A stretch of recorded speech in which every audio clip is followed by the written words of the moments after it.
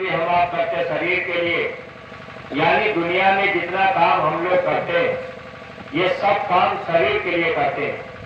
जबकि इतनी बात हम आप जानते भी हैं कि जब शरीर से आत्मा निकल गई तो शरीर की कोई कीमत नहीं। अब आत्मा कहाँ चली गई? जैसे हम लोगों के घर परिवार में दादा दादी चले गए, क्या हम लोग कभी विचार करते हैं कि आखिर वो कहाँ होंगे, क्या खाते होंगे, क्या पहनते होंगे, वो कहाँ रहते होंगे? आज हम आप घर मकान दुकान जमीन तैयार कर रहे और इसको हम लोग अपना मान रहे, लेकिन जब इस शरीर से आत्मा निकल गई ये मकान जमीन दुकान काम आती नहीं।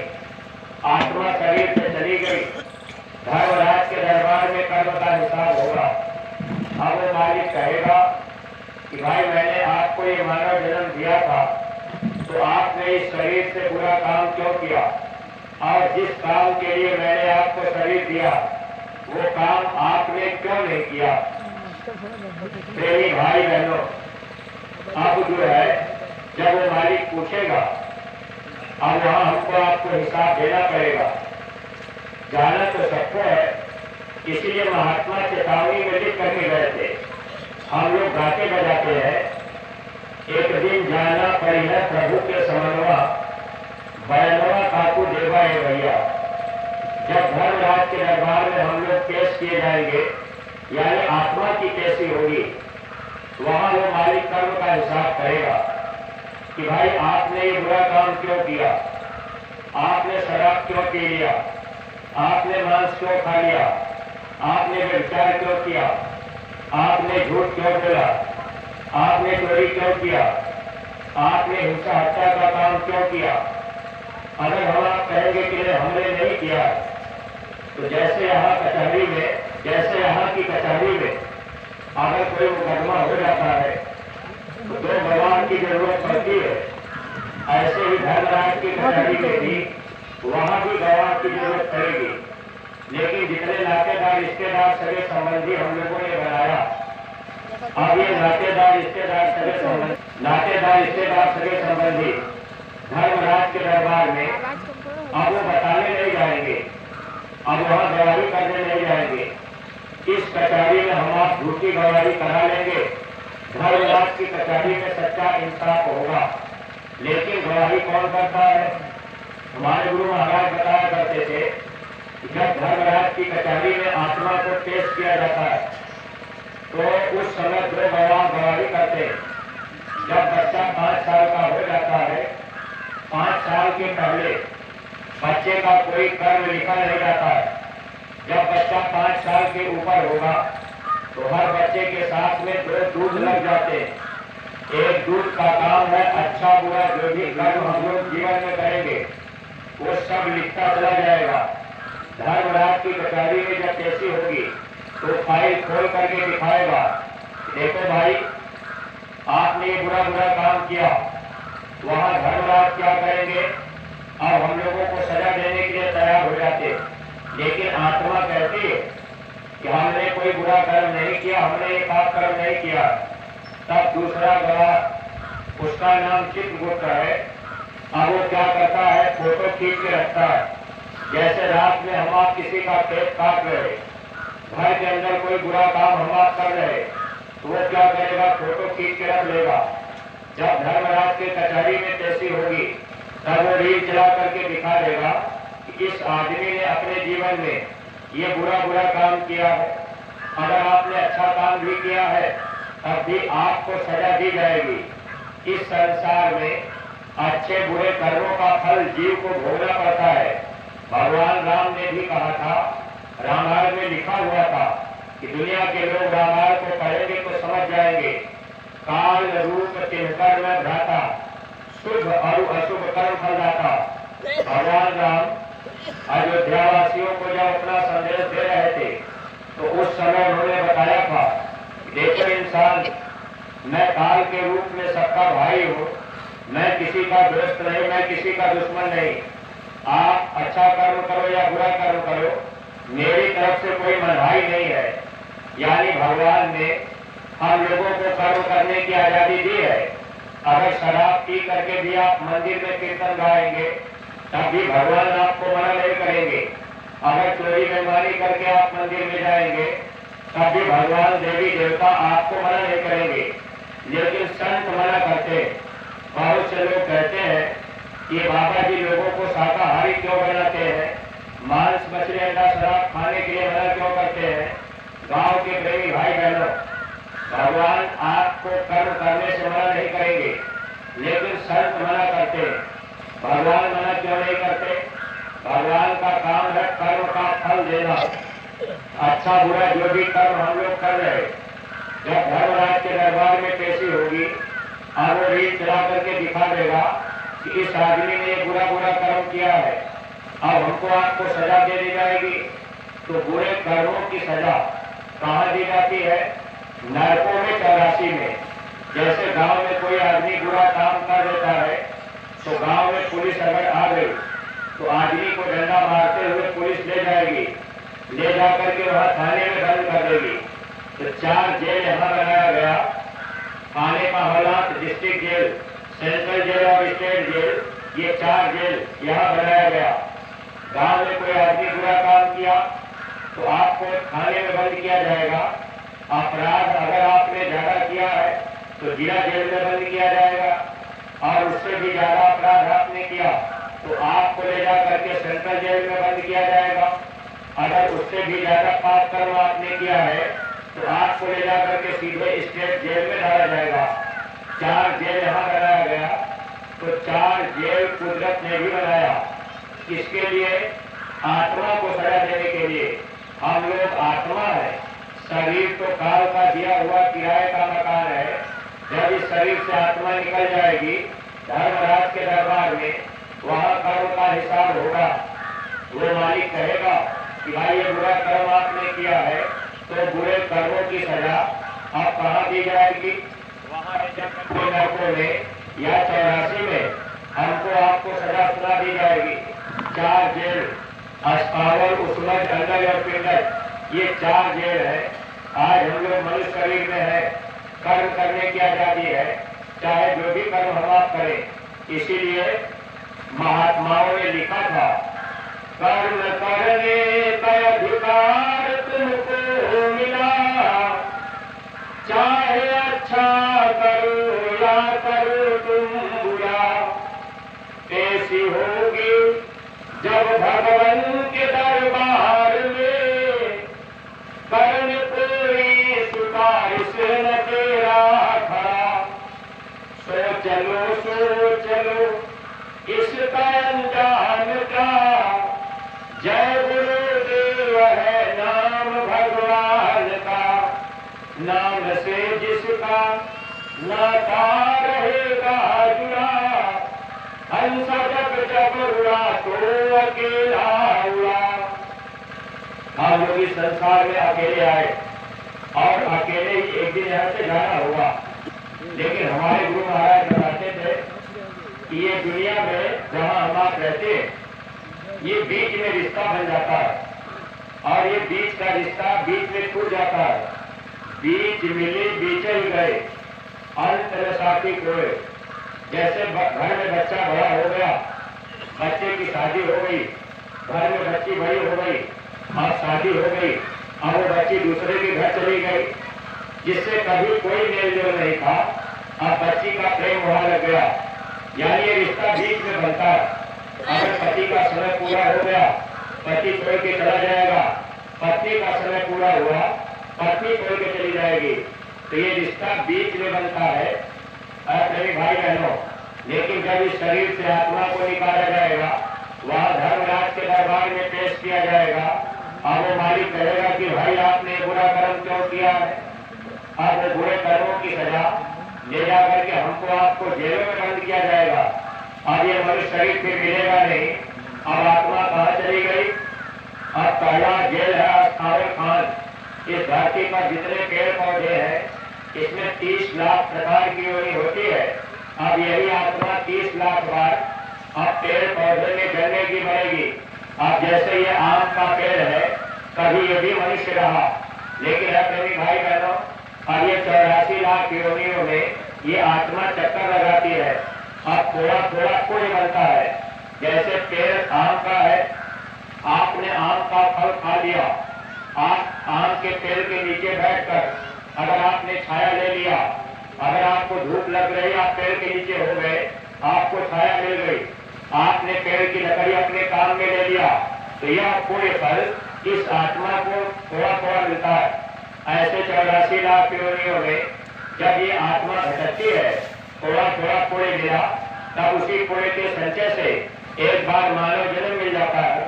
अगर हम आप चूक गए, महात्मा की बात नहीं मान पाए, तो ये जीवन ऐसे धोखे में निकल जाता है। तो ये आत्मा पहले जेल में डाली जाएगी, 30 लाख बार पेड़ पौधा बनना पड़ेगा।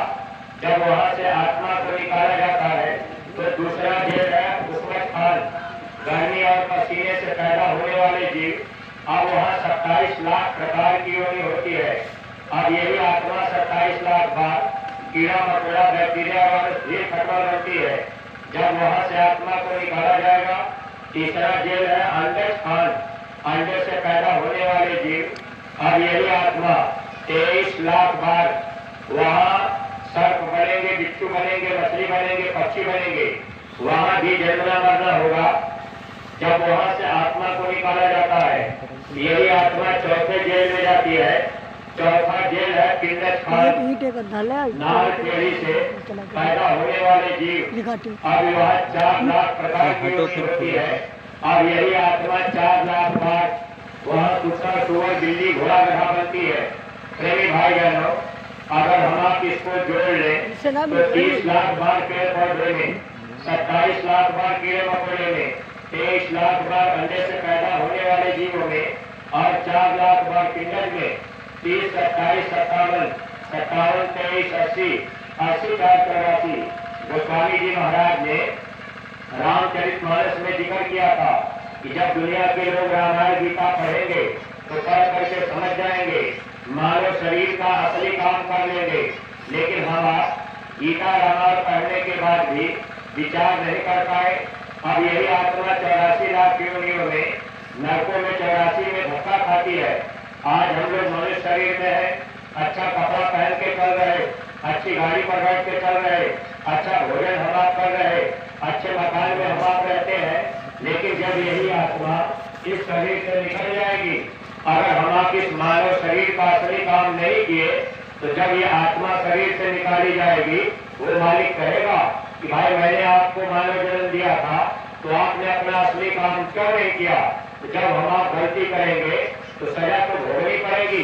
जैसे अपने घर में बच्चा अगर गलती करता है तो माता पिता बच्चे को सजा दे देते हैं, और ठीक उसी तरह से हम सब लोग आत्मा है और उस परमात्मा ने हमको आपको मनुष्य शरीर में भेजा कि देखो भाई आपको मैं मनुष्य शरीर दे रहा, आप अपना असली काम कर लेना। और हम आप गीता रामायण को पढ़ रहे, लेकिन जानकारी नहीं कर पाए कि मानव जन्म का असली काम क्या है। अगर हम आप इस काम को जानते रहते तब तो हम आप उस काम को कर लेते। लेकिन गीता रामायण के पढ़ने के बाद भी हम आप जानकारी नहीं कर पाए। गांव के प्रेमी भाई बहनों, जानकारी हम लोगों को भी नहीं थी, लेकिन जब गुरु महाराज मिले, सत्संग मिल गया, तब धीरे धीरे जानकारी हो गई। इसीलिए गोस्वामी जी महाराज ने लिखा था, दिन सत्संग विवेक न हुई, राम कृपा बिन सुलभ न सोई। बगैर सत्संग के मनुष्य के बुद्धि में विवेक नहीं आता। हालांकि बुद्धि तो पशु भी रखता है, लेकिन प्रेमी भाई बहनों, मनुष्य शरीर में विवेक होता है, पशु के अंदर विवेक नहीं होता। कभी अगर आपको परीक्षा करना हो तो आप परीक्षा करके देखिएगा, एक कुत्ता का बच्चा है और कुत्ता है, दोनों के बीच में अगर आप रोटी का टुकड़ा फेंकेंगे तो कुत्ता अपने बच्चे को डांट के भगा देगा और वो रोटी कुत्ता खा जाएगा। हालांकि बुद्धि उसके पास है। अगर कुत्ते के बच्चे को, अगर कुत्ता का बच्चा छोटा सा है, आप उसको पकड़ करके अगर कहीं ले जाना चाहे तो कुतिया भी दौड़ती है, भोंकती है कि मेरे बच्चे को मत ले जाइए। जानकारी उसको भी है, बुद्धि उसके पास है कि मेरा बच्चा है, लेकिन विवेक नहीं है। मनुष्य शरीर में विवेक है, लेकिन ये विवेक सो गया। अब ये कैसे जगेगा? जब महात्मा मिलेंगे, सत्संग मिलेगा, तब इस बुद्धि में विवेक आएगा, तब हम आप जान पाएंगे कि मानव जन्म का असली काम क्या है। अगर ये मनुष्य शरीर पाकर हम लोगों ने अपना पेट भर लिया, हम लोगों ने बच्चा पैदा कर लिया, हम लोगों ने रहने के लिए घर मकान बना लिया, तो इतना काम तो पशु भी करता है। अगर पशु को छोड़ दिया जाए तो पशु भी अपना पेट भर लेगा, पशु भी बच्चा पैदा कर लेगा, पशु भी कहीं न कहीं रह लेगा। अगर मानव शरीर में रहकर केवल 3 ही काम किए, ये काम पशु भी कर लेता है, आखिर मनुष्य और पशु में अंतर क्या रह गया? इस बात की जानकारी कब होगी? जब हम आप महात्मा के सत्संग में जाएंगे, जब महात्मा मिलेंगे तो महात्मा समझा देंगे। देखिए प्रेमी भाई बहनों, मानव शरीर का असली काम क्या है, अगर ये बात हम आप समझ जाए तो मानव जीवन का हम आप पूरा लाभ उठा सकते हैं। जब ये आत्मा वहाँ 84 लाख योनियों में जाएगी, यानी कुत्ता सुअर बिल्ली घोड़ा गधा बनना पड़ेगा, वहां से जब निकाला जाएगा तो सीधे मनुष्य शरीर नहीं मिलेगा। अब आप अगर इसको जोड़ेंगे 30 लाख बार पेड़ पौधे में, 27 लाख बार कीड़े मकोड़े में, 23 लाख बार अंडे से पैदा होने वाले जीवों में, 4 लाख बार पिंडक में, 30, 27, 57, 57, 23, 80, 80, 4, 84।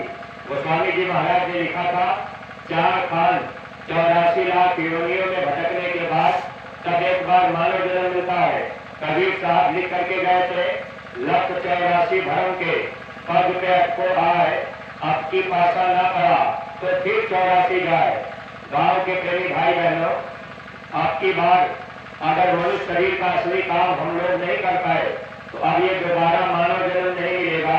अब ये आत्मा कहाँ जाएगी? 84 में। वहाँ कुत्ता सुअर बिल्ली घोड़ा गधा बन के बैठेंगे। वहाँ क्या होगा? बैठने के लिए कुर्सी नहीं मिल पाएगी।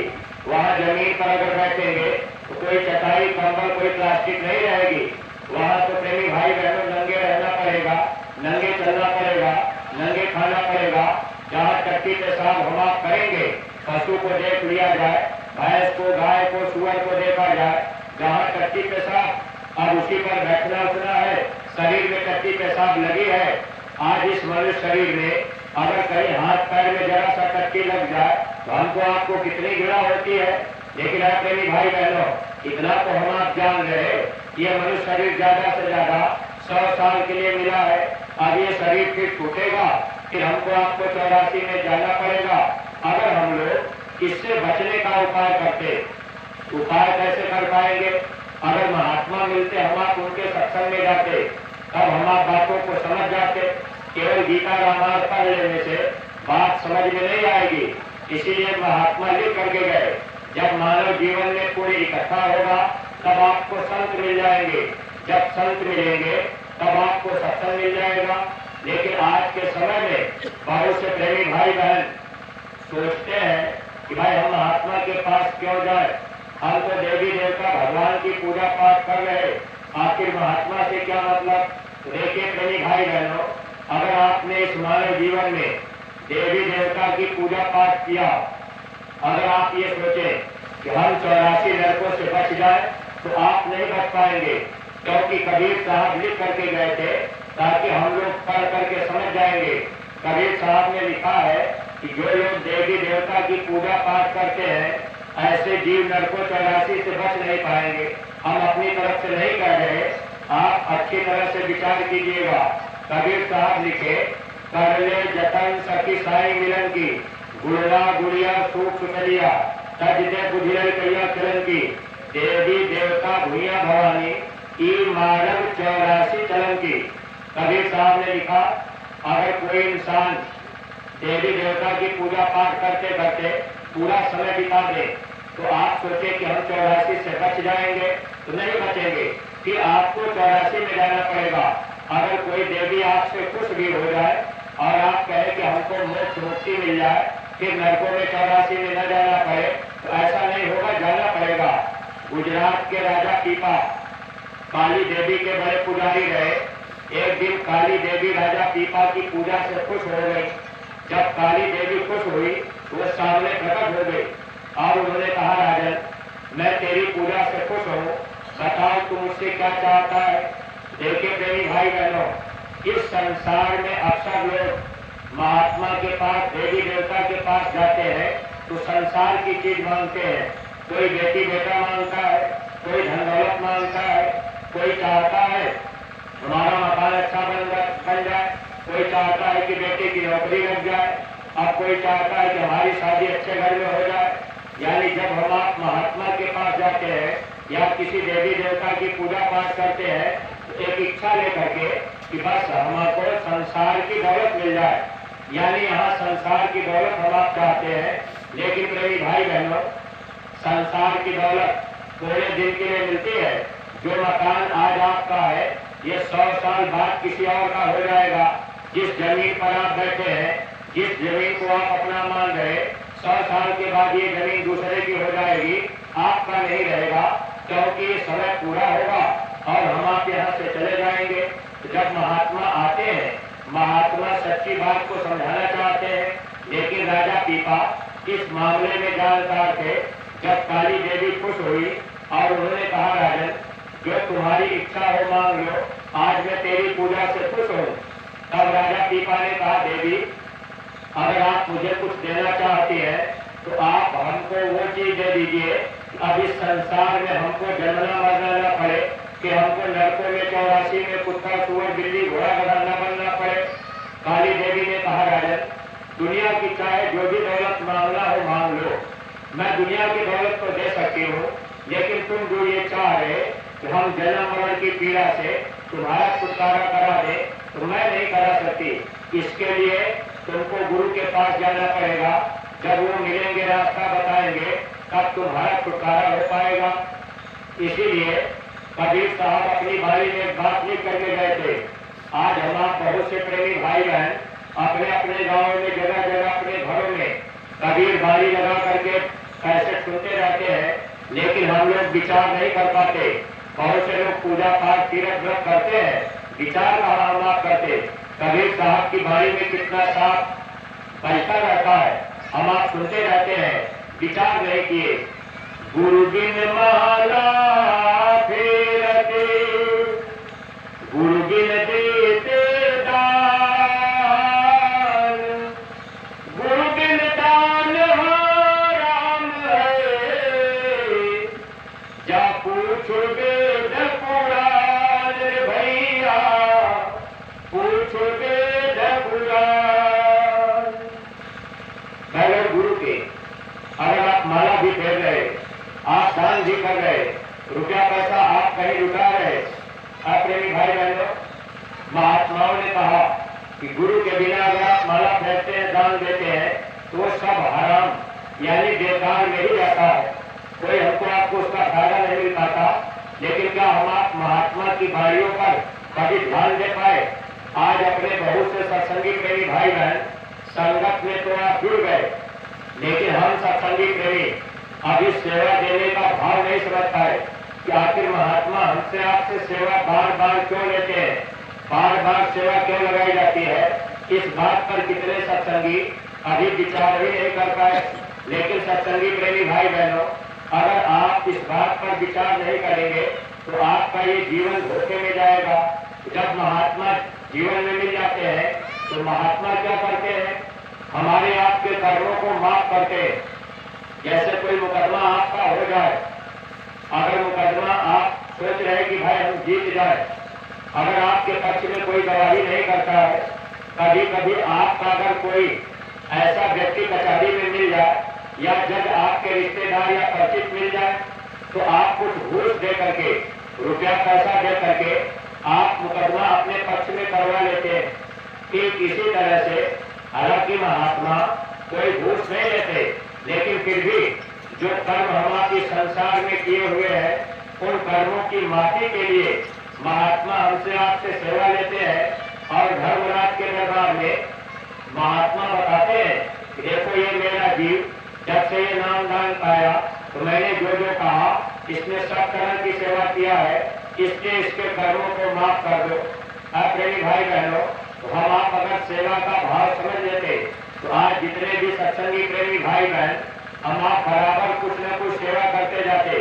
लेकिन अगर हम आप सेवा का भाव अंदर में नहीं आ पाएंगे और इस बात को नहीं समझ पाएंगे तो ये जन्म मरण की पीड़ा में हम जीवों को फंसना पड़ता है। तो महात्मा बचाने आते हैं। चाहते हैं कि सब के सब जीव यहाँ से निकल चले, लेकिन काल भगवान नहीं चाहते कि जीव यहाँ से जाए। भाई कर्म के देश में हम आप रहते हैं, अच्छा बुरा कर्म हम आप करते हैं और वो कर्मों की माफी हो नहीं पाती, क्योंकि भगवान देवी देवता ये कर्म को माफ नहीं करते। लेकिन संत अगर जीवन में मिल जाते हैं तो संत कर्म को माफ करते हैं। देवी देवता भगवान कर्म को माफ नहीं करेंगे। आप दुनिया में जो भी कर्म करेंगे सबकी सजा आपको भोगनी पड़ेगी। इसलिए भगवान राम ने बताया था कि मेरा काम केवल कर्म फल देने का है। अगर संत मिल जाए तो संत कर्मों को माफ कर देते। सत्संगी प्रेमी भाई बहनों, तो सौभाग्य हम लोगों का है कि हम लोगों को ऐसे समय में ऐसे समर्थ सदगुरु मिल गए। गुरु महाराज ने हम जीवों के बाण को पकड़ लिया। अगर हम आप वचन को नहीं मानेंगे, शंका संदेह में रह जाएंगे, भक्ति नहीं कर पाएंगे, तो फिर बाद में पश्चाताप करना पड़ेगा। इसीलिए कबीर साहब लिख करके गए थे, हे इंसान, अगर आप भक्ति करना तो गुरु की करना। कबीर गुरु की भक्ति कर, तज विषयारस चौज, बार बार नहीं पाइए मानुष जन्म की मौज। कबीर साहब ने लिखा है, इंसान अगर आप भक्ति करना तो गुरु की करना और किसी दूसरे की नहीं। भक्ति में केवल आदेश का पालन आता है। जो गुरु कहे अगर वो हम आप करेंगे तब वो भक्ति में जुड़ता जाएगा। अगर गुरु आदेश का पालन हम आप नहीं करेंगे, भक्ति में नहीं जुड़ेगा। जब गुरु दरबार से आदेश मिले सेवा करने का, समय पर हम आप सेवा करेंगे, वो सेवा भक्ति में जुड़ जाएगी। अगर हम आप बिना आदेश के चाहे लाखों रुपया खर्च कर दें, वो भक्ति में नहीं जुड़ सकती। इसलिए प्रेमी भाई बहनों, पहले हम आप गुरु भक्ति करें। गुरु महाराज इसीलिए समझाया करते थे कि गुरु भक्ति दृढ़ के करो, पीछे और उपाय बिन गुरु भक्ति मोह जब कभी न काटा जाए। यानी सबसे पहले हमको आपको गुरु की भक्ति करनी चाहिए। अगर परमार्थ बनाना है, जीवात्मा को निज घर पहुंचाना है, अगर जीते जी परलोक जाना है, तो क्या करना पड़ेगा? प्रथम सीढ़ी है गुरु भक्ति। गुरु भक्ति बिन कार्य शक्ति और उपाय अनेकन करते, गुरु भक्ति को मुख्य न धरते। पहली सीढ़ी परमार्थ की गुरु भक्ति है, यानी गुरु के आदेश का पालन। अगर हम आप आदेश का पालन करेंगे तब तो लाभ पाएंगे। तो हम आप जितने सत्संगी प्रेमी हैं, हम लोगों को गुरु महाराज मिल गए। गुरु महाराज ने हम लोगों को नाम की दौलत मिल गई। नाम की दौलत गुरु महाराज ने दे दी। और जो गांव के प्रेमी भाई बहन हैं, जो लोग महात्मा के पास नहीं जा पाए, आप भी खोज कीजिए। आपको भी जीवन में अगर महात्मा मिल जाएंगे तो आपको नाम की दौलत मिल जाएगी। और मनुष्य शरीर के अंदर जो दरवाजा है, वो दरवाजा खुलने का भेद महात्मा बता देंगे। यानी जब आपको नाम दान महात्मा दे देंगे तो सुमिरन ध्यान भजन करने की विधि बता देंगे। और जो मनुष्य शरीर के अंदर 10वां दरवाजा है, वो दरवाजा खुलने का भेद महात्मा बता देंगे। ये दरवाजा केवल मनुष्य शरीर के अंदर होता है, देवी देवता के अंदर नहीं होता, पशु के अंदर भी नहीं होता। इसीलिए पशु के मरने के बाद लोग उसका 10वां तेरही नहीं करते हैं और मनुष्य के मर जाने के बाद लोग 10वां करते हैं। और मरने के बाद 10वां करने से आत्मा को कोई लाभ नहीं मिलेगा। अगर जीते जी महात्मा मिल गए तो ये 10वां दरवाजा कैसे खुलेगा? महात्मा ये रास्ता बता देते हैं। तो जिन सत्संगी प्रेमी भाई बहनों को आपको रास्ता मिला हुआ है, आप सुमिरन ध्यान भजन रोज नियम से करेंगे, तब ये दरवाजा आपका खुल जाएगा। अब वो खोलने वाला मालिक तो अंदर में बैठा है। जैसे आप किसी के घर के बाहर अगर आप आए, अगर आपको घर के अंदर जाना है, अगर बाहर से आप दरवाजा खटखटाएंगे तो घर के अंदर जो मालिक बैठा है वो मालिक दरवाजा खोल देगा, तब हम आप अंदर जा पाएंगे। ठीक उसी तरह से परलोक जाने का रास्ता अंदर से है, बाहर नहीं। बाहर में आप गंगा जमुना तीर्थ व्रत अगर करके रह जाएंगे तो आप कभी परलोक नहीं जा सकते।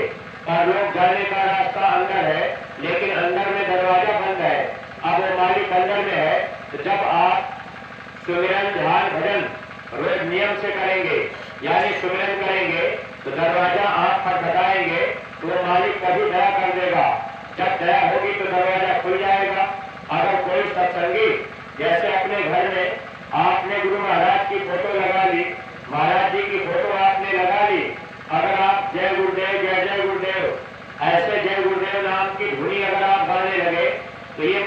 बाहरी पूजा में आ जाएगी। और बाहरी पूजा पाठ काल मत के अंतर्गत आती है। इससे क्या होता है, जीव को काल भगवान 84 में ले जाते हैं। इसलिए बाहरी पूजा पाठ में आप मत फंसिएगा। आपको अंदर की पूजा, सुमिरन, ध्यान और भजन, ये रास्ता गुरु महाराज ने बताया, महाराज जी ने बताया। जब आप सुमिरन, ध्यान, भजन करेंगे तो उस समय जबान आपकी बंद रहेगी, आपकी आंख बंद रहेगी, कान बंद रहेगी। आंख, कान, मुंह बंद कर, जब आप आंख को बंद करेंगे, कान को बंद करेंगे, आप जबान को बंद करेंगे और सुमिरन, ध्यान, भजन करेंगे, तब अंदर का दरवाजा खुलेगा और उसी दरवाजे से हम आप अपने निज घर जा सकते हैं, असली घर जा सकते हैं। जन्मना मरना छूट सकता है अगर महात्मा नहीं मिले। प्रेमी भाई बहनों, कि हमको आपको धोखा ही धोखा खाना पड़ेगा। जब धर्मराज के दरबार में पेशी होगी तो वो मालिक कहेगा कि भाई मैंने आपको मानव जन्म दिया था, तो आपने बुरा काम क्यों किया। अगर आप कह देंगे कि हमको कोई नहीं बताया, तो देखिए सत्संगी प्रेमी भाई बहनों और गांव के जो प्रेमी हैं, आप भी समझ लीजिएगा। जैसे ये कार्यक्रम कराया जा रहा, ये कार्यक्रम कराने की क्या जरूरत है। ये कार्यक्रम इसीलिए कराया जाता, हमारे गुरु महाराज का आदेश है। पूज्य महाराज जी ने हम सत्संगी प्रेमियों को आदेश दिया है कि प्रत्येक सत्संगी प्रेमी भाई बहन एक एक गांव को गोद लेकर के, गांव गांव में जा जा करके, घर घर जा जा करके गुरु महाराज की बात लोगों तक पहुंचा दे। ये आदेश गुरु महाराज ने दिया। पूज्य महाराज जी ने एक एक गांव गोद लेने की जिम्मेदारी दे दी। सत्संगी प्रेमी भाई बहन, जब हम आप गांव में घर घर जाएंगे, लोगों को अपने गुरु महाराज की बात बताएंगे, जब लोग बातों को ध्यान से सुनेंगे, समझेंगे, तो धीरे धीरे लोगों के विचारों में परिवर्तन आएगा।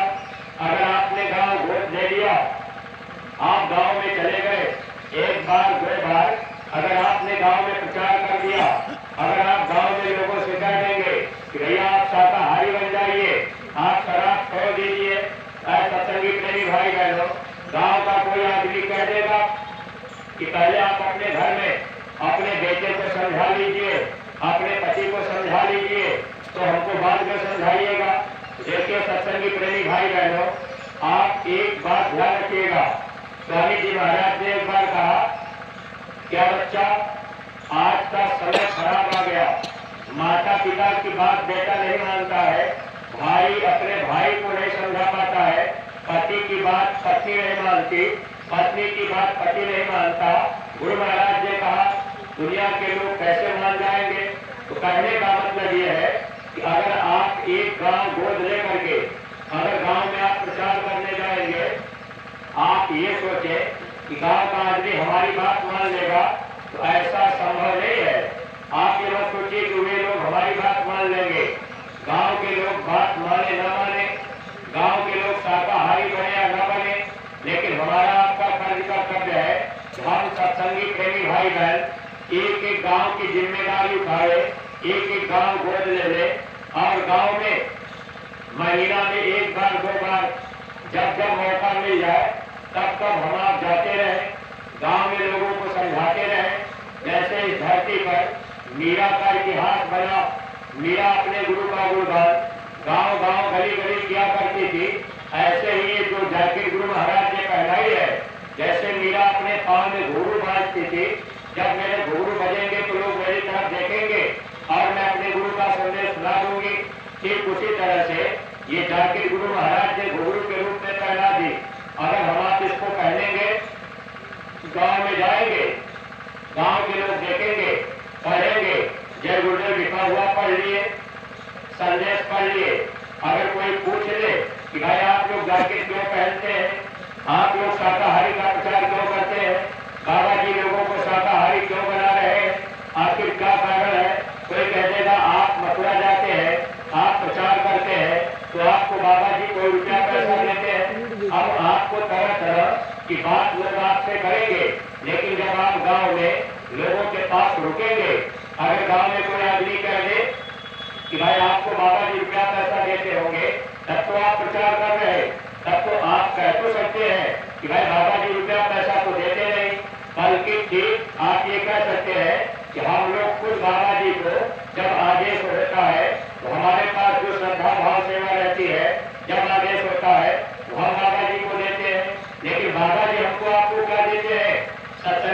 भाई बहन, उसको तो हम आप जानते हैं। जब गांव के लोग अगर आपसे कभी कहे भी कि भाई बाबा जी शाकाहारी क्यों बना रहे, तो आप इस बात को कह सकते हैं कि ये मनुष्य शरीर भगवान का बनाया मंदिर है, बाबा जी इसलिए मना कर रहे। अगर इस मंदिर को हम आप गंदा कर रहे तो अपने आप को धोखा दे रहे। मान लीजिए मनुष्य शरीर में अगर हम आप मांस का टुकड़ा डाल दिए, हम लोगों ने इसमें शराब डाल दिया, किसी जानवर की गर्दन काट करके अगर हम लोग मनुष्य शरीर के अंदर डाल दिए, तो पहला नुकसान तो ये होगा कि ये मनुष्य मंदिर अपना गंदा हो गया। जब मनुष्य मंदिर गंदा होगा तो गंदे स्थान पर भगवान देवी देवता नहीं रहेंगे। जिस परिवार में लोग मांस मछली अंडा शराब खाने पीने लगते हैं, हमारे गुरु महाराज ने कहा अब के समय में कोई घर बाकी नहीं है जिस घर में भूत प्रेत न रहते हो। अब ये भूत प्रेत क्यों रहते हैं? जैसे जहाँ मुर्दा जलाया जाता है वह श्मशान घाट होता है, जहाँ मुर्दा दफनाया जाता है वो कब्रिस्तान होता है। कब्रिस्तान और श्मशान घाट पर भूत प्रेत रहते हैं।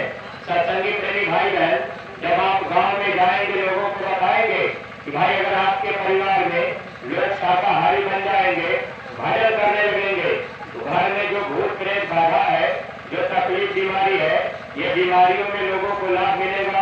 अगर महात्मा नहीं मिल पाए, हम आप शाकाहारी नहीं बन पाए, स्वामी जी महाराज जी का बच्चा कमाई का आधा से ज्यादा पैसा बीमारियों में लोगों का जा रहा है, लोग परेशान रहते हैं।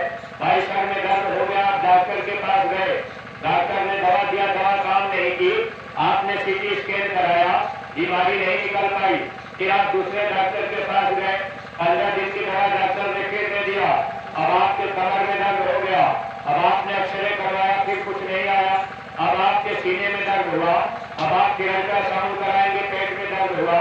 ऐसे हम आप डॉक्टर बदल रहे और बीमारियों का पता नहीं कर रहा। इसका मूल कारण ये है कि हम लोगों ने अपना खान पान गंदा कर दिया। आगे जो बीमारियां आ रही है, हमारे गुरु महाराज ने कहा उन बीमारियों का नाम लोग नहीं जानते। ऐसी बीमारियां आएंगी, लोग डॉक्टर के पास जाएंगे, डॉक्टर नब्ज पकड़ेगा, बीमारी डॉक्टर को लग जाएगी, लोग अस्पताल छोड़ करके भागेंगे, अस्पतालों में लाखों की लाइन लगेगी। ऐसा समय हम लोगों के बीच आएगा, क्योंकि संत वचन पलटे नहीं, पलट जाग रहमान। इसलिए सत्संगी प्रेमी भाई बहन, जब हम आप एक एक गांव गोद ले करके गांव गांव में जाएंगे, अगर कोई कह देगा कि भाई बाबा जी शाकाहारी क्यों बना रहे, तो आप उनको प्रेम प्यार से समझाइएगा कि जब ये मनुष्य शरीर गंदा हो जाएगा तो इस मनुष्य शरीर गंदा होने पर परमात्मा को कभी हम आप पा नहीं सके, और इस मनुष्य शरीर में फिर भूत प्रेत पिशाच रहने लगेंगे, हम आप हमेशा दुखी रहेंगे, घर में बरकत नहीं रहेगी, हम आप तकलीफों में रहेंगे। और दूसरा नुकसान क्या होगा, हम आप उनको बता सकते हैं कि भाई जिस देश में हम आप रहते हैं ये कर्म प्रधान देश है, अच्छा बुरा जो भी कर्म हम आप करेंगे यहाँ कर्मों का फल भोगना पड़ता है। जैसे भगवान राम ने बाली को छिप करके बांध मारा था, तो वही बाली का हेरिया बनकर फिर भगवान कृष्ण बदला लिया है। ये अदले बदले का देश है। अगर आज हम आप किसी मुर्गे की गर्दन काट रहे, कोई बकरे की गर्दन काट रहा, अगर हम आप मछली को काट रहे, तो प्रेमी भाई बहनों सबसे बड़ा नुकसान ये होगा कि अदला बदला चुकाना पड़ेगा।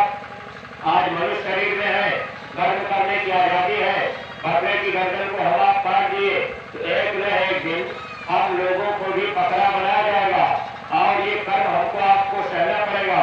अब फिर एक जन्म ऐसा मिलेगा कि अगले जन्म में हम आप बकरा बन जाएंगे, फिर वहाँ हमको आपको काटा जाएगा। हम आप इस धरती पर कभी विचार नहीं कर पाए। सदन कसाई का इतिहास आपको मालूम है। सदन कसाई का काम था रोज बकरा काटना और मांस बेचना और उसी से अपना घर परिवार चलाना।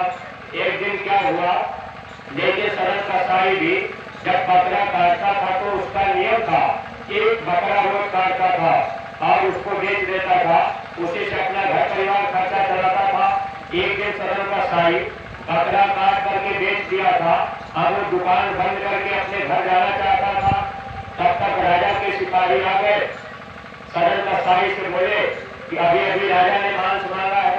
सदन कसाई ने कहा कि भाई मेरा रोज का नियम है, हम एक ही बकरा काटते हैं, हम दूसरा बकरा नहीं काटेंगे और मांस मेरे पास नहीं है।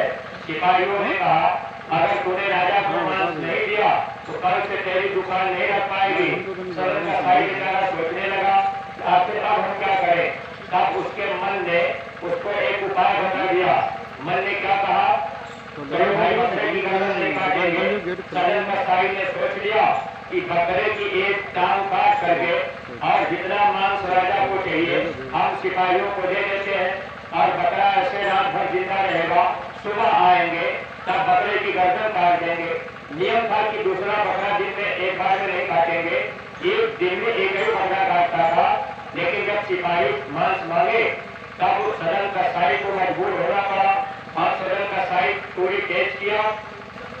चोरी तेज करने के बाद जब बकरे को कबर के पास में ले आया और बकरे की टांग काटने जा रहा था, तब तक आवाज आई कि देखो, जैसे आज तुम मेरे टांग को काट रहे हो और मैं रात भर तड़पता रहूंगा, ऐसे एक बार तुमको भी बकरा बनना पड़ेगा और मैं भी तेरी टांग को काटूंगा।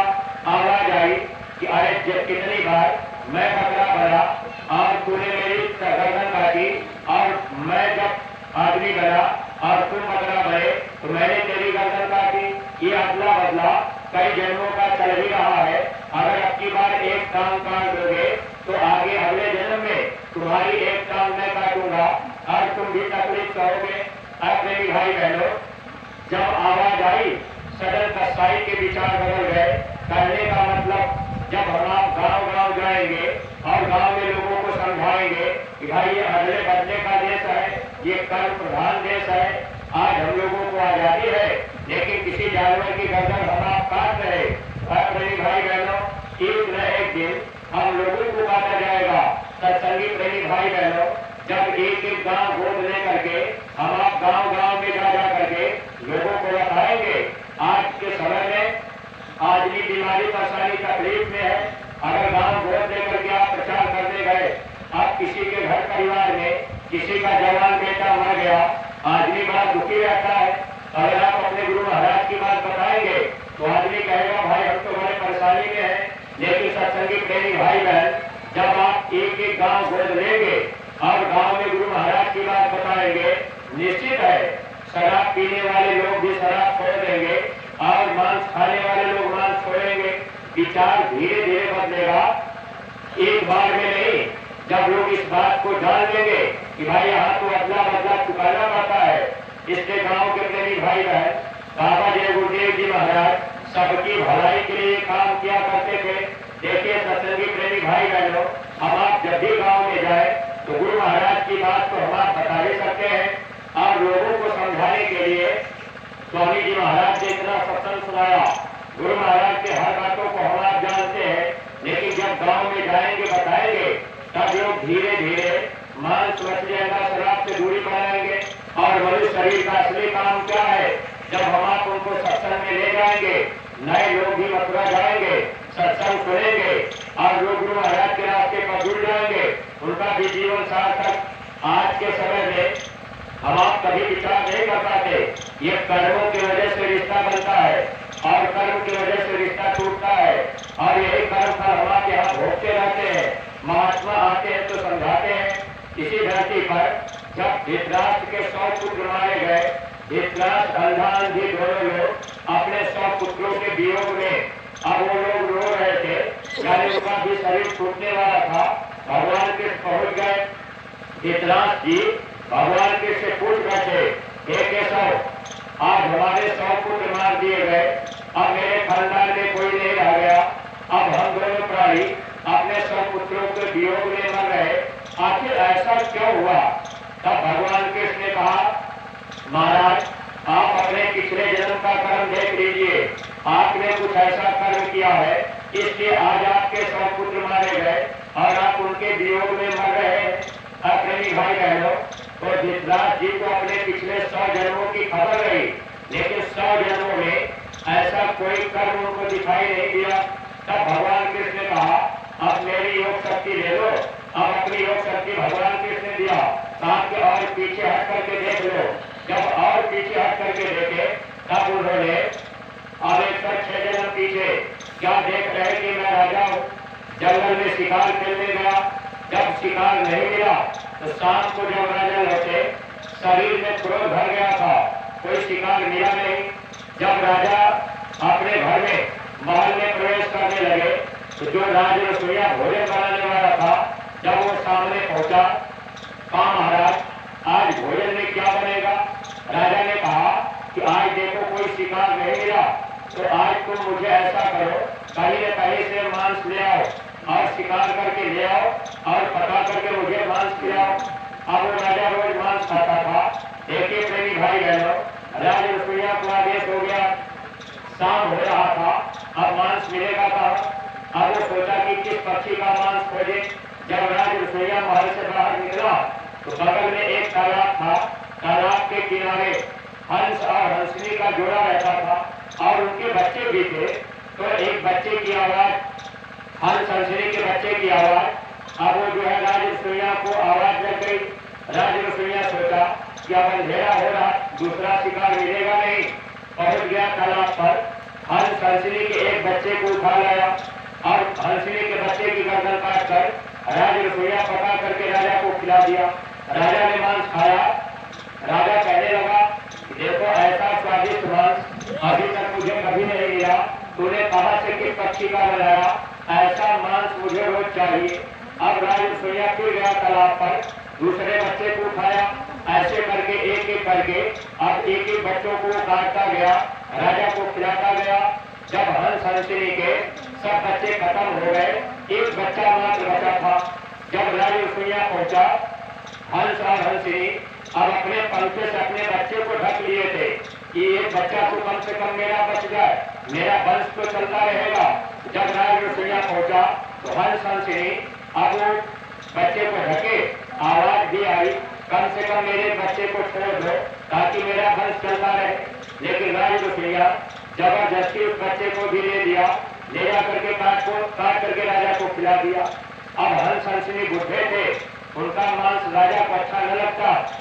तब राज रसोइया अब दूसरे पक्षी का मांस जब ले गया, राजा उस दिन जब मांस खाए तो थाली फेंक दिए, कहने लगे मांस में कोई स्वाद नहीं है, तूने आज किस पक्षी का मांस बना दिया? तब उस समय राज रसोइया खड़ा होकर कहा, महाराज तालाब के किनारे हंस हंसनी का जोड़ा रहता था और उनके जो बच्चे थे, उनके बच्चों को मैंने मार काट के आपको खिला दिया। हंस हंसनी बुढ़े हो गए हैं, उनका मांस अच्छा न लगता, ये सोच करके मैंने आज आपको दूसरे पक्षी का मांस खिलाया। अब जब ये बात राजा सुने तो राजा को दुख हुआ। राजा ने कहा, मेरे राज्य में और तालाब के किनारे हंस हंसनी रहते हैं और उनके बच्चों को तूने खिला दिया, तब तो ये बात पाप हो गया। अब राजा वहां से उठा, हंस हंसनी के पास तालाब पर पहुंचा। हंस और हंसनी अपने बच्चों के शोक में मर रहे थे क्योंकि कोई बच्चे नहीं रहे, अंतिम समय था।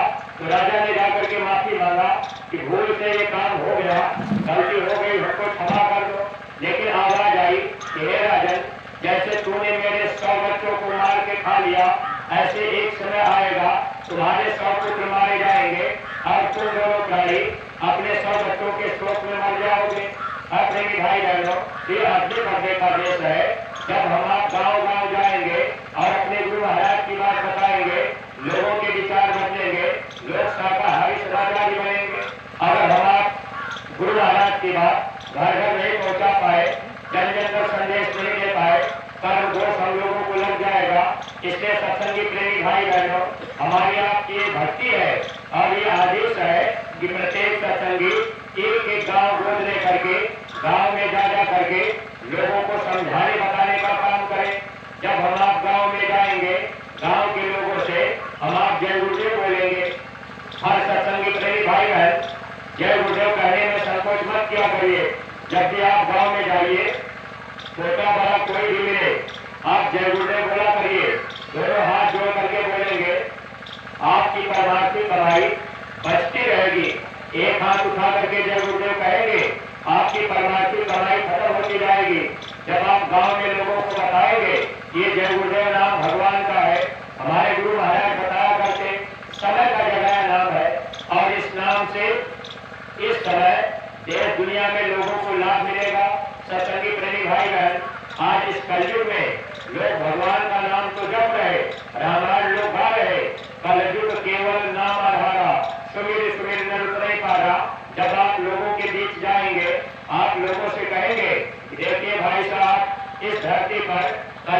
कोई साधना नहीं है और कोई साधन कोई पूजा नहीं जो जग करने पर कोई लाभ नहीं मिलेगा।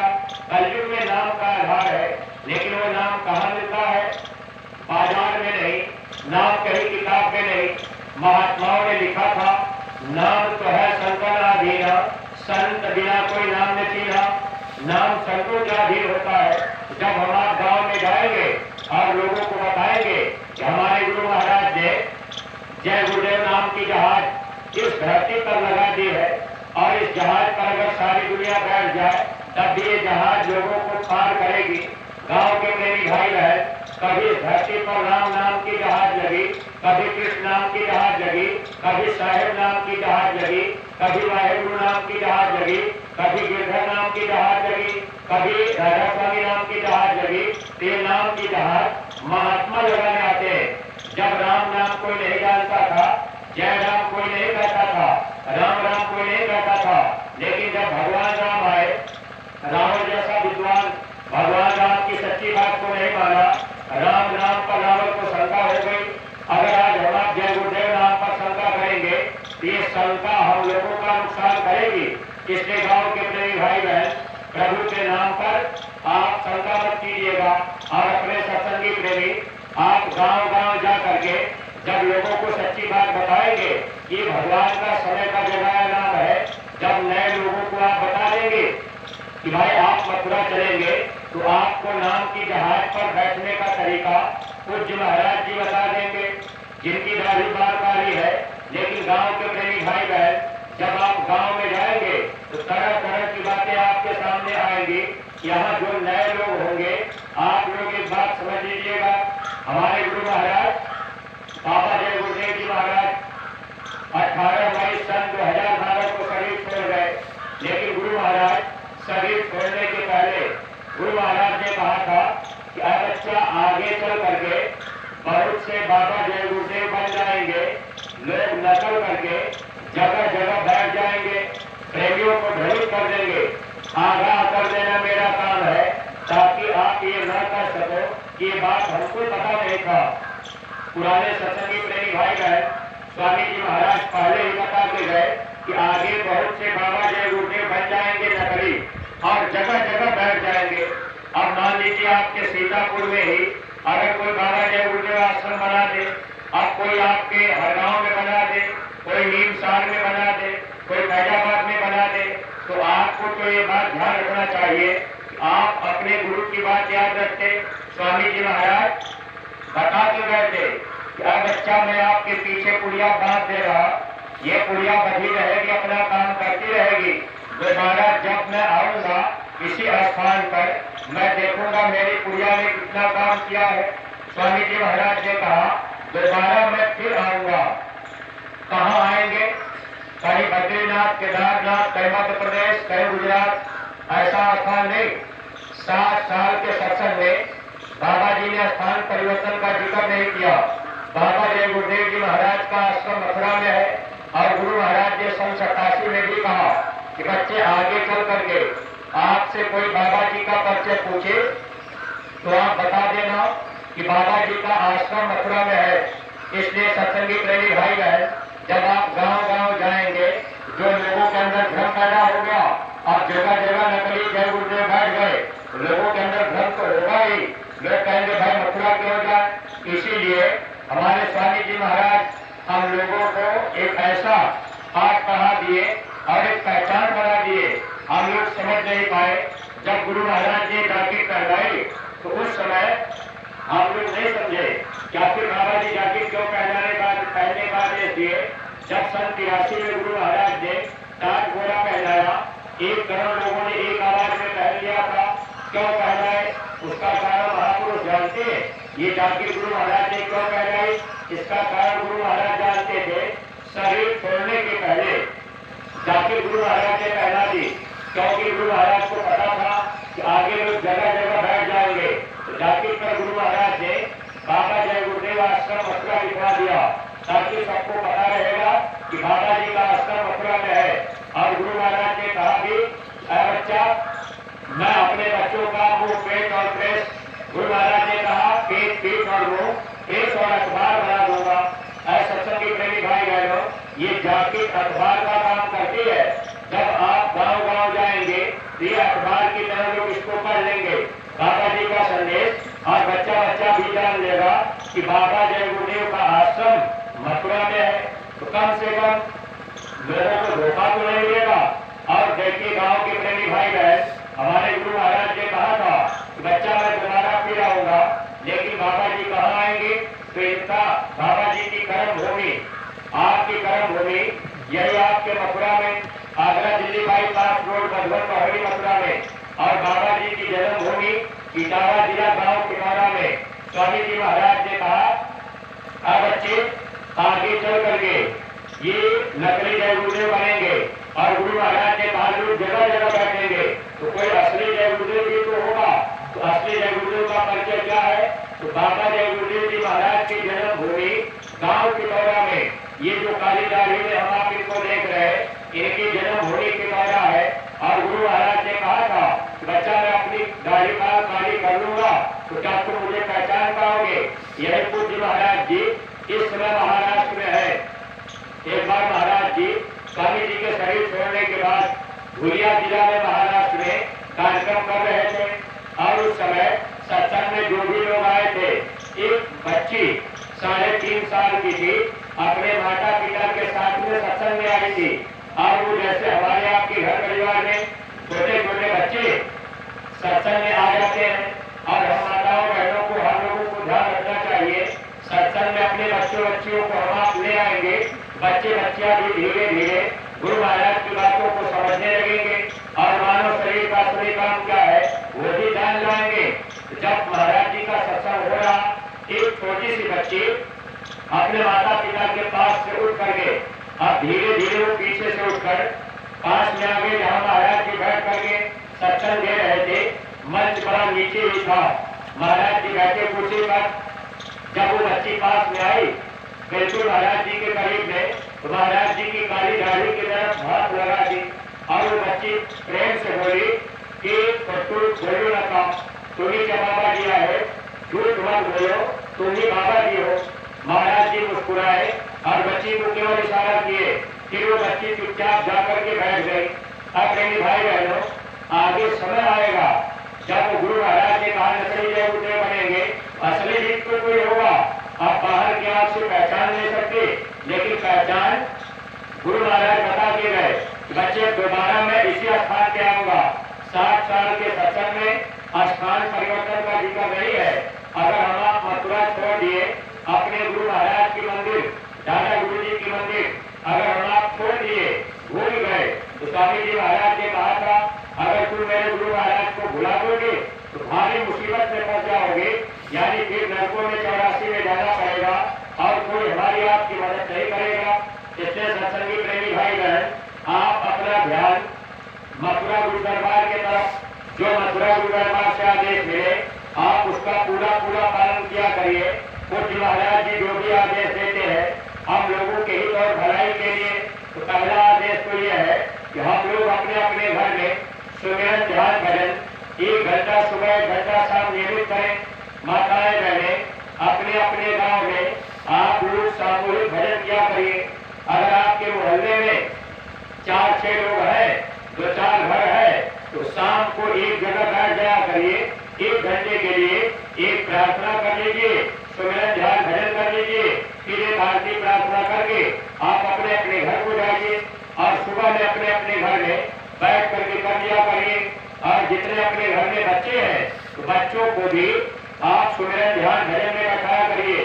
पूज्य महाराज जी बताते हैं 5 साल के ऊपर का बच्चा भजन कर सकता है, तो अपने घर में बच्चों को भी बैठाया करिए, क्योंकि आगे जब मुसीबत का समय आएगा तो गुरु महाराज ने कहा था भजन ही रक्षा करेगा, भजन करने वाले प्रेमियों की रक्षा होगी।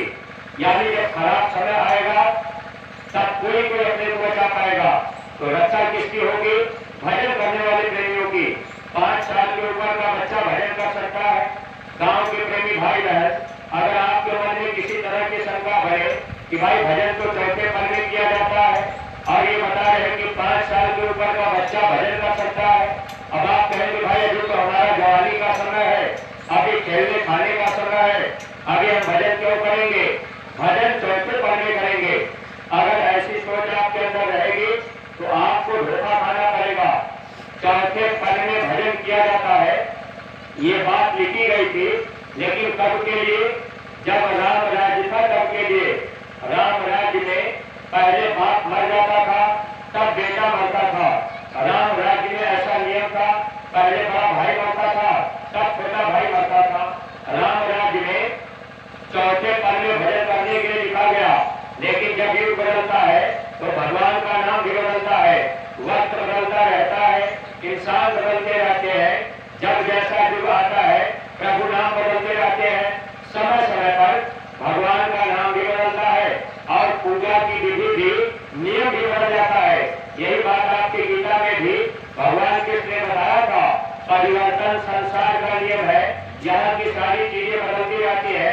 तो कलयुग में भी, अब जब कलयुग लगा तो भजन करने का समय महात्माओं ने बता दिया कि 5 साल की उम्र का बच्चा भजन कर सकता है। और कबीर साहब क्या लिख करके गए, कर ले निज काम जवानी में। ऐसा क्यों? क्योंकि कलयुग में अकाल मृत्यु है। अभी बाप जिंदा है तब तक बेटा चला गया, अभी बड़ा भाई जिंदा है तब तक छोटा भाई चला गया।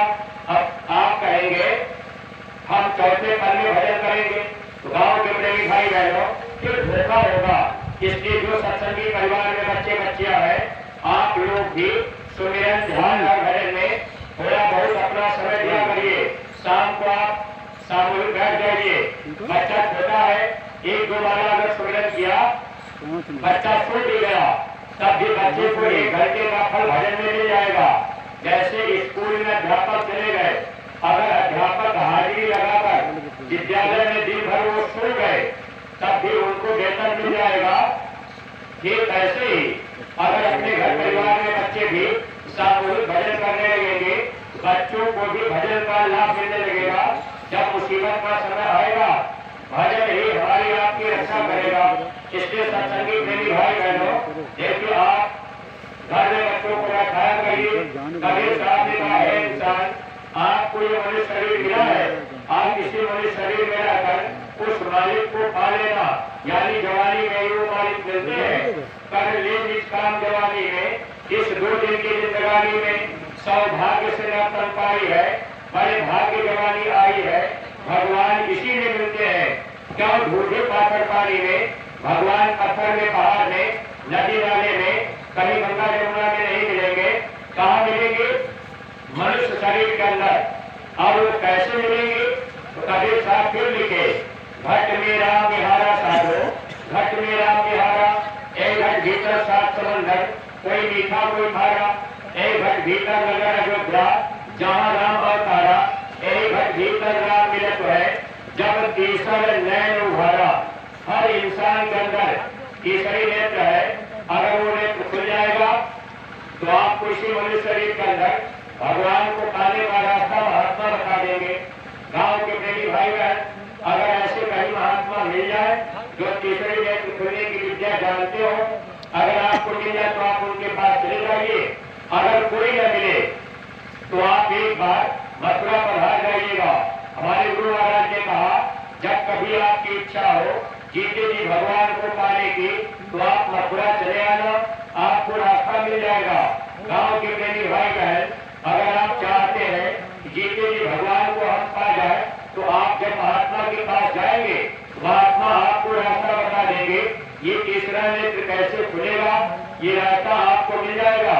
अपने घर परिवार में रहकर आप सुमिरन ध्यान भजन जब करते रहेंगे, जब आप रोज रोज नियम से करेंगे, तो रास्ता सच्चा कब होगा, सदगुरु पूरे कौन होंगे, यहाँ भी शंका हो जाती है। बहुत से प्रेमी भाई बहन, अब आपसे कोई कह देगा कि भाई तुझे कोई मथुरा क्यों जाए, यहाँ अगल बगल बहुत लोग गुरु है, बहुत लोग महात्मा है, आप उन्हीं के पास चलते हैं। तो अगर आप किसी भी महात्मा की बात मान लिए, धोखा हो सकता है। संतों ने लिखा, अंधा गुरु और बहिरा चेला, हो नरक में तेरी चेला। अगर गुरु अंधे है, चेला बहरा, दोनों नरक में जाते हैं। पूरे गुरु की पहचान क्या है? तो महात्माओं ने लिखा है, कबीर साहब ने लिखा, साधो सुर सदगुरु में भावे, पर्दा दूर करे अखियन का, निज दर्शन दिखलावे। वह गुरु पूरा होता है जो गुरु आपको रास्ता बता दे, आप सुमिरन करें और अपना बाहरी आंख बंद रखें, ध्यान तीसरे दिल में रखेंगे। तो पूज्य महाराज जी बताते हैं, जब आप सुमिरन करेंगे, ध्यान आपका तीसरे दिल में होगा, तो जिसका नाम होगा वो आपको मिलेगा और अंदर में आप एक बार देख लेंगे तो फिर कभी आपके अंदर भ्रम नहीं आएगा। जो नए प्रेमी भाई बहन, आपको जो रास्ता पूज्य महाराज जी ने बताया, आप नियमित सुमिरन, ध्यान और भजन बराबर करते जाइएगा। दया दुआ हमको आपको मिलती रहेगी और जो आदेश गुरु दरबार से मिले उसका पालन आप प्रेमी भाई बहन नियमित रूप से कीजिएगा। एक एक गांव गोद लेना वक्त की ये सबसे बड़ी जरूरत है। अगर ये काम हम आप नहीं किए तो बाद में पश्चाताप करना पड़ेगा। गांव गोद लेकर के प्रचार हमसे आपसे क्यों करवाया जा रहा? केवल हम लोगों को बचाने के लिए। और प्रेमी भाई बहन, ऐसे मुसीबत के समय में हमारे आपकी भला हो जाए, महात्मा दया कर दे, इसलिए आदेश मिला। अब आप चाहेंगे कि हम गांव के लोगों को शाकाहारी बना देंगे, ऐसा संभव नहीं है। इसलिए आप केवल प्रचार कीजिए, आप अपनी टोली बनाइए, माताएं बहनें भी गांव गोद में, भाई लोग भी गांव गोद में, जो न्याय पंचायत या ब्लॉक के जिम्मेदार है। अगर आपके पूरे ब्लॉकों में प्रचार नहीं होगा तो आपको भी तो कर्म दोष लगेगा। भाई आप तहसील के जिम्मेदार, जिले के जिम्मेदार, ब्लॉक के न्याय पंचायत के जिम्मेदार बनाए गए किस काम के लिए? कि हम आप गुरु महाराज का काम करें। और हर सत्संगी प्रेमी भाई बहनों को एक एक गांव की जिम्मेदारी दी गई है। इसलिए आप एक एक गांव अपना चुन लीजिए, भाई हमको इस गांव में प्रचार करना है। आप 15 दिन में, महीना में एक बार उस गांव में जाते रहिए, 2 4 6 घर प्रचार कीजिए, फिर दूसरे महीने जाइए, फिर 4 6 घर कीजिए। ऐसे घरों में रुक करके अपने गुरु महाराज की बात बताया करिए। इसमें आपका तन भी लगेगा, धन भी लगेगा। कभी आपने जिस गांव को गोद दिया उसमें आपने सत्संग करा दिया, गांव के लोगों को संदेश सुनने को मिल गया। प्रेमी भाई बहनों, धर्म के काम में जितना आप खर्च करेंगे, ये सेवा भी आपका एक तरह से परमार्थ में ही जुड़ना जाएगा। इसीलिए सत्संगी प्रेमी भाई बहन, देखिए पूज्य महाराज जी इस समय महाराष्ट्र की धरती पर निरंतर अपना समय दे रहे और लगभग 76 दिन का ये काफिला लगातार चलता रहेगा। वह संगत नहीं है, फिर भी महाराज जी वहां कार्यक्रम करने गए और जिम्मेदारी किसको दी गई? अपने उत्तर प्रदेश के हर जिलों को लगभग 2 कार्यक्रम दिए गए। आपके सीतापुर जिले को 2 कार्यक्रम गुजरात में कराने का आदेश मिला हुआ है। सत्संगी प्रेमी भाई बहन, अब आपको गुजरात में जाना है, वहाँ आपको प्रचार करना है, नए लोगों को इकट्ठा करना है। महाराज जी का कार्यक्रम आपको सफल बनाना है। 2 कार्यक्रम गुजरात में सीतापुर जिले के लोग कराएंगे। अब जिम्मेदारी तो जिले के अध्यक्ष की है, इसमें सबका सहयोग होना चाहिए। तो आप जितने सत्संगी प्रेमी हैं, आप लोग अपनी अपनी सेवा जो गुजरात की है, आप सब लोग तो गुजरात जा नहीं पाएंगे, इसलिए आप ये कोशिश कीजिएगा कि कम से कम 20 दिन का समय गुजरात में लगेगा। आप 20 दिन अपने घर में रहेंगे तो 100 रुपया अगर रोज आप कमाते हैं तो 2000 रुपया आप कमा लेंगे। अगर आपने इतना ही कोशिश किया कि भाई हमको उतना समय नहीं दे पाएंगे, अच्छा चलो गुजरात आने जाने का जो किराया भाड़ा हो, अगर आपने उतना ही सेवा में लगा दिया, तब भी आप दया के पात्र बने रहेंगे।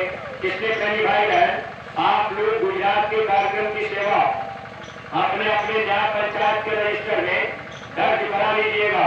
और अगर आपके हर गांव ब्लॉक में न्याय पंचायत के जिम्मेदार अभी तक नहीं बन पाए, सत्संगी प्रेमी भाई बहन, आप अगर अपने न्याय पंचायत में अकेले सत्संगी है तो आप रजिस्टर रख लीजिए और अपनी ही सेवा आप रजिस्टर में लिख करके ब्लॉक के जिम्मेदार को दे दिया करिए। अगर आपने रजिस्टर नहीं रखा, आपने सेवा आदेश में नहीं किया, तो सेवा का पूरा लाभ आप प्रेमी भाई बहनों को नहीं मिल पाएगा। इसलिए प्रेमी भाई बहन, न्याय पंचायत के रजिस्टर से सेवा जाएगी ब्लॉक में, ब्लॉक से तहसील में, तहसील से जिले में, और ये सेवा गुरु दरबार मथुरा में चली जाएगी या गुजरात के कार्यक्रम की सेवा गुजरात में चली जाएगी। आपके पैसे से वहाँ महाराज जी का कार्यक्रम होगा, नए लोगों को सत्संग मिलेगा, भंडारे का प्रसाद मिलेगा, दया दुआ हमको आपको भी मिलेगी। इसलिए सब लोग थोड़ी बहुत सेवा हमेशा दे दिया करिए। जब तक जरूरत लगे, जब तक आदेश मिले, आप सेवा करते रहेंगे, दया दुआ मिलती रहेगी, लोग पर्वों का लाभ मिलता रहेगा। और गांव के जो प्रेमी भाई बहन है, आप लोगों से बस शाकाहारी रहने की प्रार्थना। हमारे गुरु महाराज ने घर परिवार छोड़ने के लिए नहीं कहा, जंगल में रहने के लिए नहीं कहा, कपड़ा बदलने के लिए नहीं कहा। बस बाबा जी ने एक प्रार्थना की कि आप कोई ऐसा नशा मत कीजिए जिससे बुद्धि पागल हो जाए। माँ बहन बहू बेटी की पहचान नशे में खत्म हो जाती है। और किसी जानवर की गर्दन काटकर मनुष्य शरीर के अंदर मत डालिएगा। अगर इस मनुष्य मंदिर में आपने मांस मछली का शराब डाल दिया, प्रेमी भाई बहनों, ये शरीर बीमारियों का अड्डा बनेगा। आगे बीमारियां आएंगी, तकलीफें आएंगी, बीमारियों की आगे चलेगी। इसलिए हमारे गुरु महाराज लोगों से प्रार्थना करते रहे। और गुरु महाराज ने कहा है, शाकाहारी बनने की तारीख निश्चित है। अगर वो तारीख बीत जाएगी तब लोगों के गुनाह माफ नहीं होंगे। गांव के प्रेमी भाई बहनों, हमारे गुरु महाराज ने मथुरा में एक ऐसी मंदिर बनवाई है जिस मंदिर में गुनाहों की माफी होती है और वहाँ गुनाह माफ किए जाते हैं। अगर आप समय निकाल कर चले जाएंगे तो आपके गुनाहों की माफी होगी। बहुत से लोग कहते हैं कि भाई आप लोग मथुरा आने जाने के लिए क्यों कहते हैं? बहुत से पुराने सत्संगी कई साल हो गया मथुरा नहीं जा रहे। सत्संगी प्रेमी भाई बहन, आप आते जाते रहेंगे, गुनाहों की माफी होती रहेगी। आना जाना बंद कर देंगे, गुनाह माफ नहीं होंगे, कर्मों के बोझ आपके ऊपर होंगे, फिर आपको सदा काल भगवान दे देंगे। इसलिए जो गांव के प्रेमी है, अगर अज्ञानता में या जिज्ञा के स्वाद में कभी आपने मांस मछली का शराब खा लिया है तो आपसे प्रार्थना है कि आप होली का कार्यक्रम अभी 7, 8, 9 मार्च को होगा, मथुरा में मनाया जाएगा। अगर नए प्रेमी भाई बहन आप होली पर मथुरा पहुंच जाएंगे तो आपके गुनाहों की माफी हो जाएगी।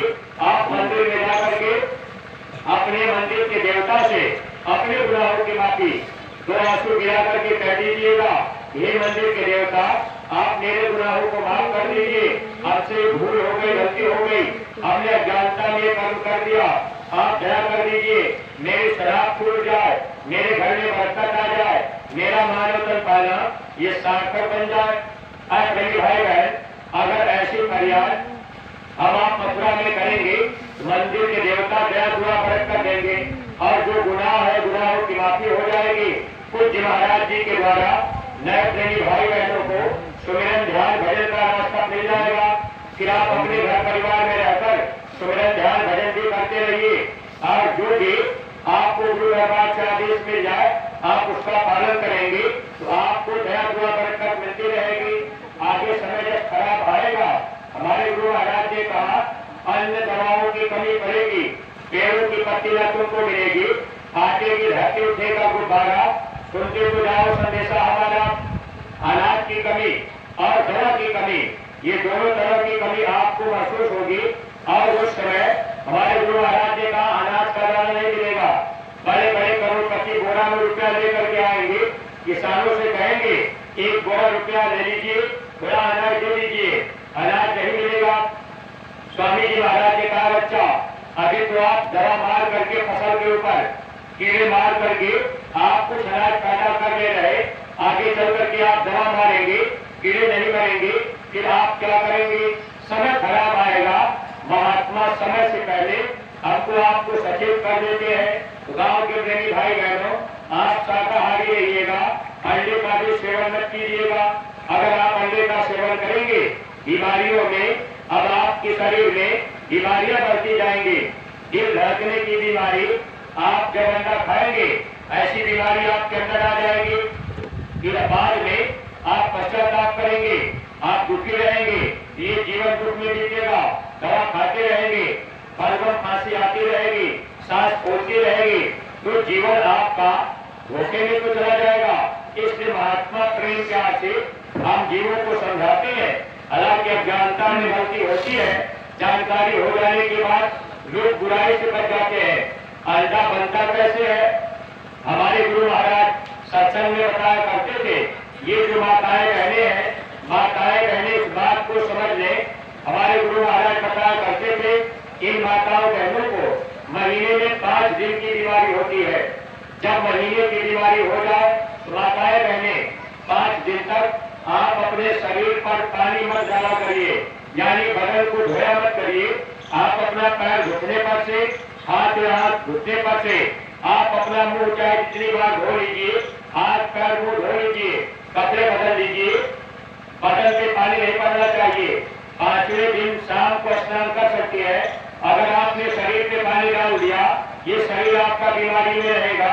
जो बच्चे पैदा होंगे बीमारी में रहेंगे, बुद्धि की कमजोर जुटे रहे होंगे, माता पिता की बात को नहीं मानेंगे। ये बद परहेजी है। जब माताएं बहने 5 दिन की बीमारी हो जाए, महीने की बीमारी लग जाए, तो माताएं बहने 5 दिन तक आप रसोई घर में मत जाया करिए, खाना पानी मत छुआ करिए। अगर आपने खाना पानी छू दिया, आपके हाथ का छुआ हुआ खाना, आपके हाथ का छुआ हुआ पानी अगर कोई खा पी लेगा, उनको भयंकर बीमारी लगेगी। बीमारियां 3 प्रकार से आती है, बद परहेजी से, मौसम की तब्दीली से और प्रारंभ कर्मों से। ये 3 प्रकार से बीमारी आती है। इसलिए माताएं बहने आप ये परहेज किया करें। गांव घर में बच्चियों को आप ये संदेश बताया करें। जब आप एक गांव गोद ले लें, गांव में माताएं बहने जब आप जाए तो बच्चियों को आप बता दिया करें। जब ये बच्चियां परहेज करने लगेंगी तो उनका ये शरीर निरोगी रहेगा, किसी तरह की बीमारियां नहीं रहेंगी। पहले के समय में जब स्कूल और कॉलेज में ये शिक्षा दी जाती थी, इतनी बीमारियां नहीं थी। पहले के समय में हम लोगों के घर परिवार में जब बहू बेटी को बच्चा पैदा होने का समय आता था तो अस्पताल नहीं जाना पड़ता था, सब काम घर में होता था।